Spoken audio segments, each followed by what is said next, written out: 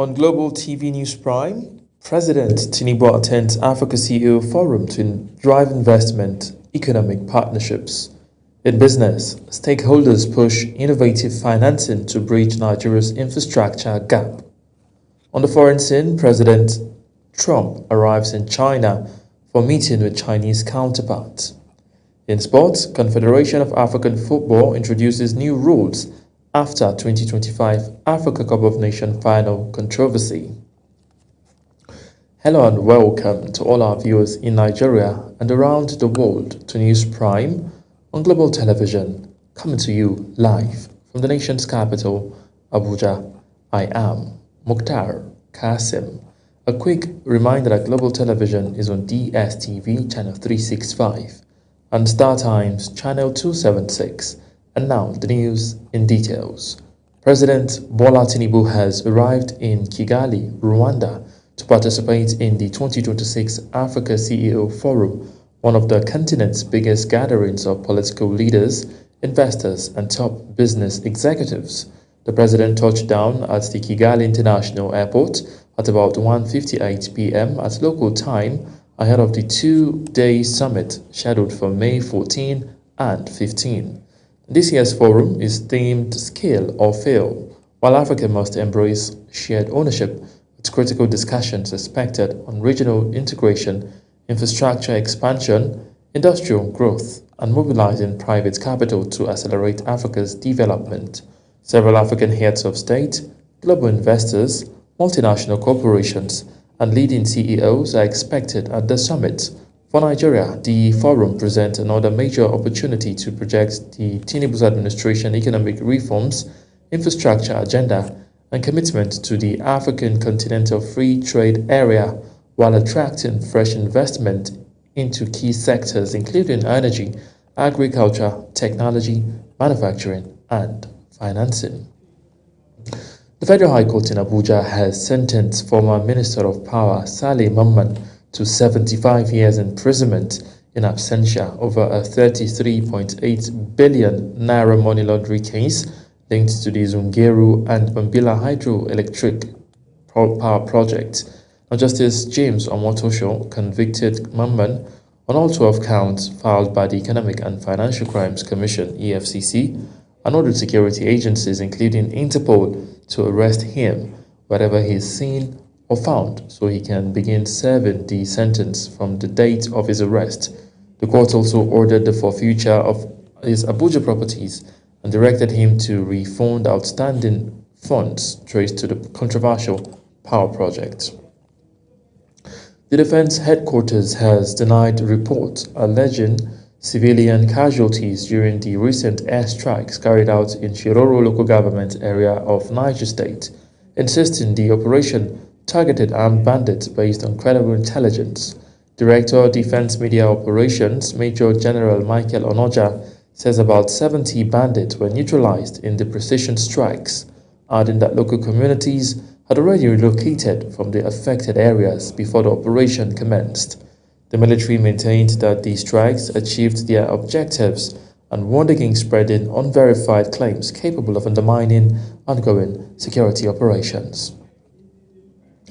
The Nigerian Democratic Congress (NDC) has fixed 60 million naira as the cost of its expression of interest and nomination forms for aspirants seeking the party's presidential ticket ahead of the 2027 general elections. The party also released its primary election timetable, announcing that the screening of aspirants will begin on May 19, while the presidential primary election is scheduled for May 29 in Abuja.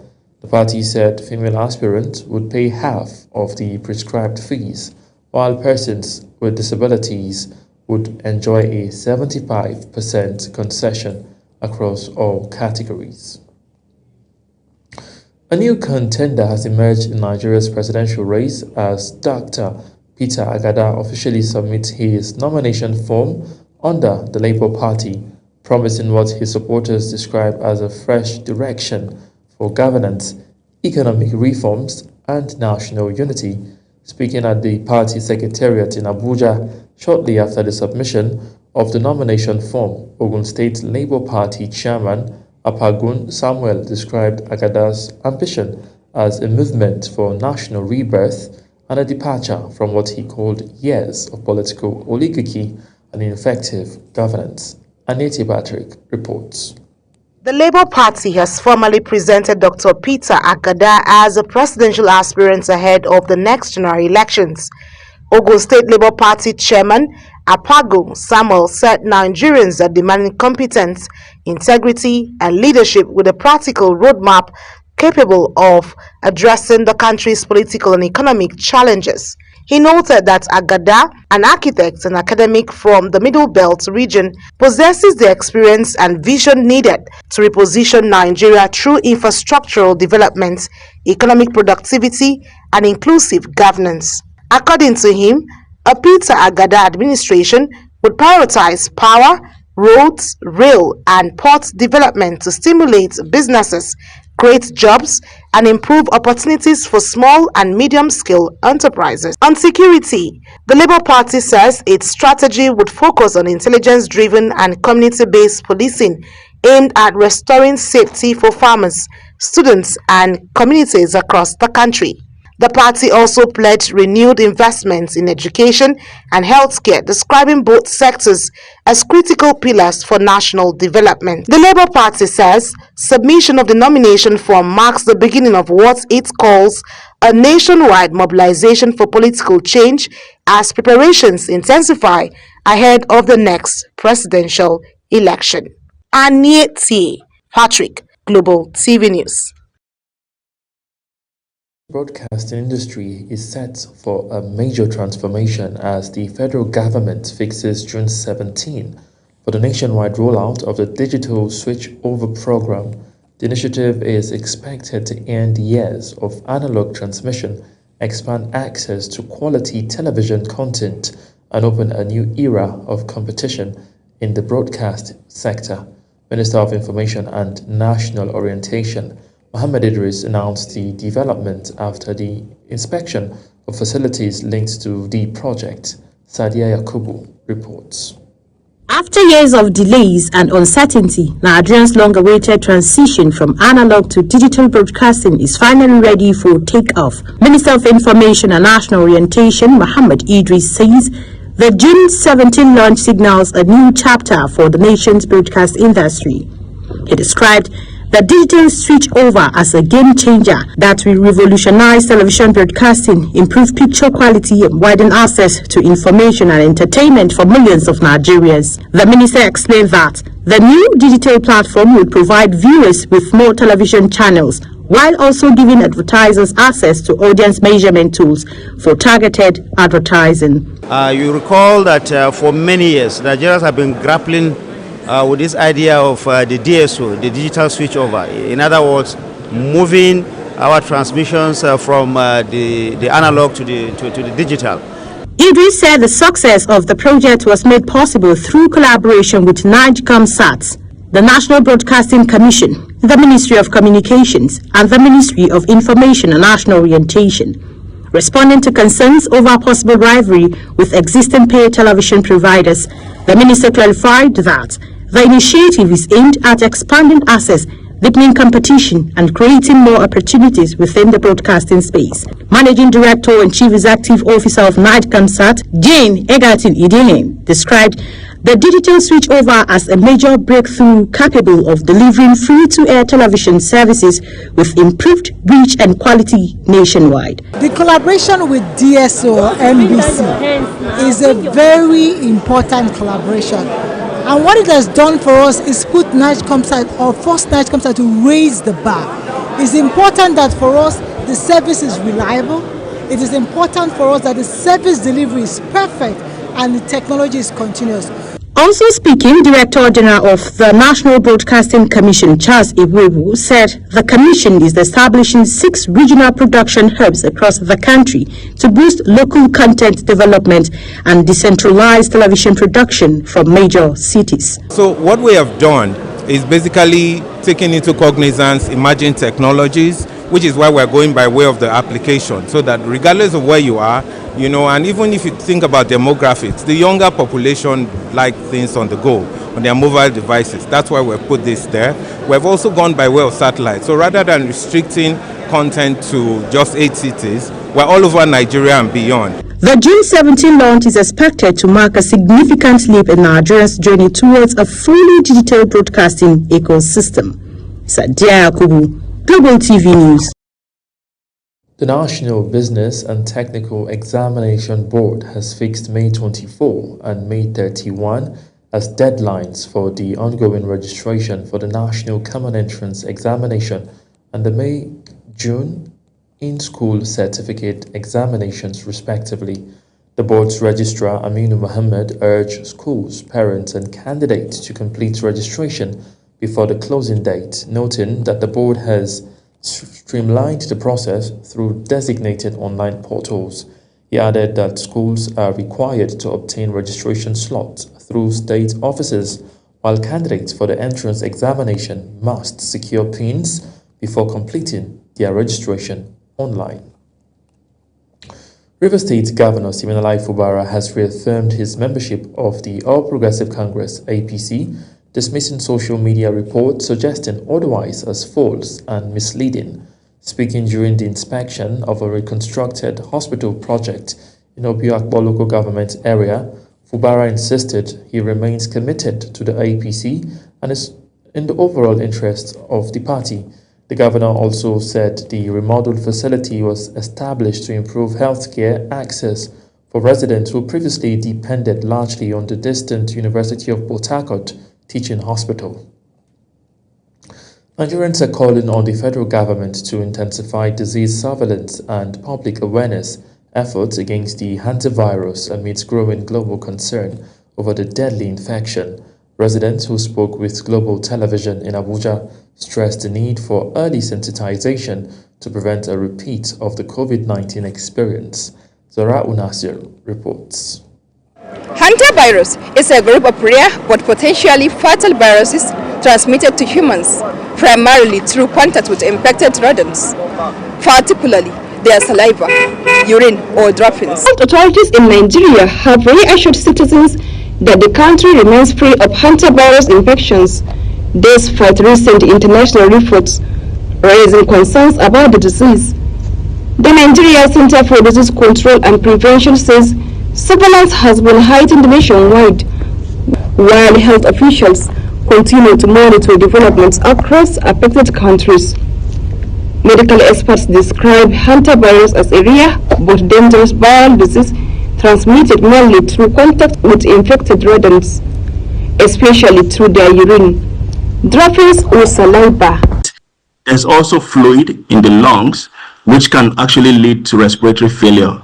And, it's a fatal form of this virus. And then for that of the renal syndrome, we usually notice these same symptoms like that of flu, but specifically you discover that in those with hemorrhagic fever, there is reduced urine output, which is very, very important sign. And also, there's also bleeding tendencies. Bleeding tendencies means that from different orifices, maybe from the nose, from the mouth, there could be bleeding. Maybe when somebody coughs, you could see that blood is coming out from the mouth. Sometimes just sneezing, blood can come out from the nose. Some residents say public awareness on the virus remains low, urging government agencies to embark on aggressive sensitization campaigns across communities, schools and border entry points. I can't really say. I have just few knowledge about it. The knowledge I have is I know the hantavirus is existing now. It's something that they just announced and it's not yet in Nigeria. There's not any casualties in Nigeria presently, but I know it's in UK and the Asian countries, but not yet in Nigeria. My own take on this is for federal government to do more in creating awareness. They need to do more. They need to let people understand this disease is just like COVID.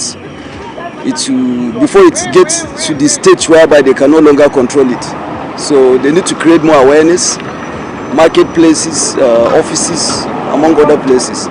I think that's it. Cleanliness is the key. Hygiene, keeping good hygiene, making your environment clean. I think it will help you avoid such Lanta virus or whatever it's being called. The Nigeria Center for Disease Control and Prevention has, however, assured Nigerians that there is no cause for panic, maintaining that proactive monitoring and preventive measures are already in place to keep the country safe. Zahra Unasr, Global TV News. Watching the live broadcast of News Prime. News Prime continues after this weather forecast plus business, foreign and sports stories on the other side of this break. Please stay with us. Hello, glad to have you with us. There were reports of moderate to heavy rainfall from parts of Bayelsa, Akwa Ibom, and Cross River as at Tuesday, where most of the rain clouds were concentrated. We did have a few dark rain clouds about other areas like the Federal Capital Territory, but nothing much came out of it. A reflection of the present tussle we have within our atmosphere. As we get into Wednesday, we have chances of rains over a wider area with prospects of thunderstorms expected over the southeast, the southwest, the central states up to parts of Adamawa, Gombe, Bauchi, the southernmost tip of Kano, Kaduna, and Kebbi. Varying degrees of thunderstorms. They are all expected to be heralded by strong winds, which could be harmful. So you may want to take care and stay safe. See you again.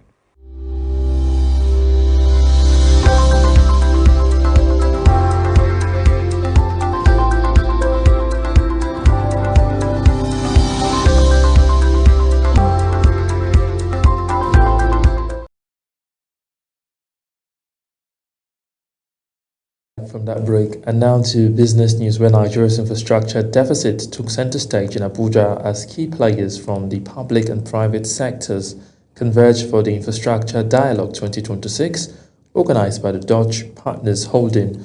The high-level gathering held at the Shehu Musa Yar'Adua Center brought together policymakers, investors, financial experts, and business leaders to chart a path towards sustainable infrastructure financing and economic transformation. Saadatu Garba reports. The Infrastructure Dialogue 2026 forms part of an annual engagement designed to tackle Nigeria's widening infrastructure gap through innovative financing models, strategic public-private partnerships, and stronger capital market participation. Speakers at the forum stressed that without bold investment in critical sectors such as power, transportation, housing, and technology, Nigeria's economic growth ambitions could remain out of reach. Managing partner of Jewish Partners Holding, Dr. Onuoha Inachi, challenged entrepreneurs and business leaders to embrace investment-driven strategies, financial discipline, and long-term planning to unlock sustainable growth and attract investors. Having put together business owners here, the foundation of your business starts with your mindset. Your business is not the stock you put together because of the capital you have. It is not what makes up your business. It is your mindset that makes up your business. President of the Abuja Chamber of Commerce and Industry, Emeka Obegolu, called for stronger synergy between government and the private sector, noting that small and medium-scale enterprises remain the backbone of innovation, job creation, and economic expansion. On strong synergy among DFIs, capital markets, government institutions, and private sector investors to bridge the financing gap. We must therefore move beyond diagnosis to delivery by attracting private investment through blended finance PPPs, project bonds, and infrastructure funds. Founder of the Silverbird Group, Ben Mori Bruce, urged young entrepreneurs to remain resilient in the face of challenges, stressing that vision, discipline, and persistence remains key ingredients for success in today's competitive economy. People say to me, how do you become a successful concert promoter? Well, to be a successful concert promoter, you need one thing, your ear. You need your... I'm going to do my best. But in the 20 shows I did, I lost money only once. I was pretty good with my ear, and I did everything right, and it was tough, but I did it. Stakeholders also highlighted the critical role of development finance institutions in de-risking major projects, mobilizing capital, and driving large-scale national development. The dialogue is expected to produce far-reaching policy recommendations aimed at strengthening Nigeria's infrastructure financing framework and accelerating sustainable economic growth. Saadatu Garba, Global TV News. Nigeria has again failed to meet its 1.5 million barrels per day crude oil production quota approved by the Organization of Petroleum Exporting Countries, despite slight improvement recorded in April 2026. Data released by the Nigerian Upstream Petroleum Regulatory Commission showed average crude oil production stood at about 1.4 million barrels per day, while total production including condensates averaged 1.6 million barrels per day. The country's oil output has continued to struggle due to crude theft, pipeline vandalism, aging infrastructure, and underinvestment in the upstream sector. Meanwhile, Nigeria's daily petrol consumption rose by 10.8% to 54.4 million litres in April 2026, despite rising global crude oil prices and increasing pump costs across the country. Data from the Nigerian Midstream and Downstream Petroleum Regulatory Authority showed the increase came as average petrol prices climbed to about 1,370 naira per litre following disruptions triggered by the Middle East crisis and the effective closure of the Strait of Hormuz. The report also revealed that combined petrol supply from imports and the Dangote refinery rose to 40.4 million litres per day during the period. And now to the foreign scene, where the United Nations High Commissioner for Human Rights has called for independent investigations into separate airstrikes carried out by Nigerian and Chadian forces in northern Nigeria that reportedly killed dozens of civilians. UN Rights Chief Volker Turk said both countries must ensure prompt, impartial investigations and hold anyone responsible for violations accountable in line with international law, following reports that military operations killed civilians, including fishermen and trade marketers. He also urged both militaries to take all necessary precautions to protect civilian lives during operations against Boko Haram and other armed groups in the group. United States President Donald Trump has arrived in Beijing for a high-level summit with Chinese leader Xi Jinping. The visit is aimed at easing deep tensions between the rival superpowers.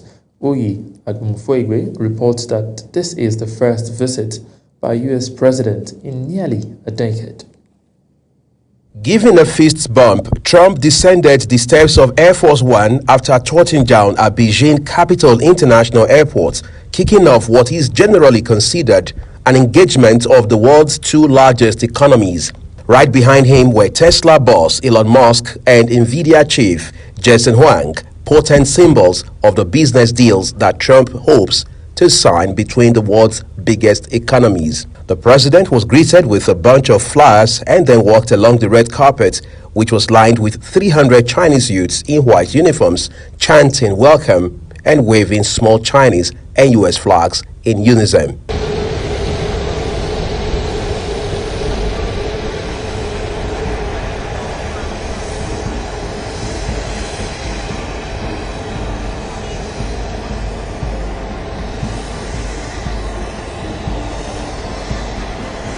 While en route to Beijing, the U.S. leader said on social media he would be asking President Xi, whom he described as a leader of extraordinary distinction, to open up China in order to fast-track mutually rewarding economic initiatives. However, Iran, trade, and Taiwan loom over the highly anticipated meeting, which Trump had already delayed from March because of the war the United States and Israel started in the Middle East. Uyi Agumfuegbe, Global TV News. And now talking sports, the Confederation of African Football (CAF) says it has introduced new regulations to improve officiating, VAR governance and stadium security following the controversy that marred the 2025 AFCON final in Morocco, where Senegal were initially declared champions before the title was later awarded to host Morocco after disciplinary rulings. CAF President Patrice Motsepe admitted there were deficiencies in match management and refereeing, while insisting the body is working to strengthen fairness and integrity across African football. The Senegalese Football Federation has described the decision as a robbery and has taken the matter to the Court of Arbitration for Sport, as CAF says it will respect the final ruling. Meanwhile, FIFA has announced an expanded anti-doping program for the 2026 World Cup through renewed and partnerships with anti-doping agencies in the United States, Canada and Mexico. The football governing body says the program will ensure consistent out-of-competition testing and match-day monitoring across all host venues as preparations intensify for the tournament. FIFA officials say the collaboration is aimed at protecting the integrity of football and maintaining fairness throughout the competition. As Global TV News Prime comes to an end, here is a recap of our top stories. We brought to you that President Bola Tinubu has arrived in Kigali, Rwanda to participate in the 2026 Africa CEO Forum, one of the continent's biggest political gatherings of investors and top business executives.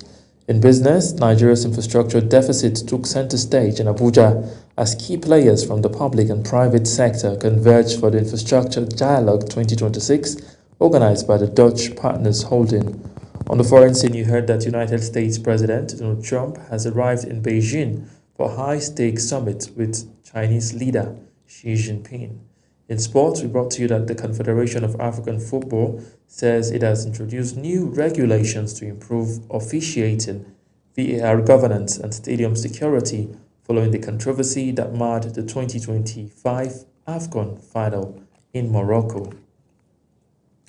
That's it on News Prime. A quick reminder that Global Television is on DSTV channel 365 and StarTimes channel 276. Kindly follow us across all our social media platforms now displaying on your screen using a Global TV NJ. I am Mukhtar Kasim. Saying a very big thank you for watching.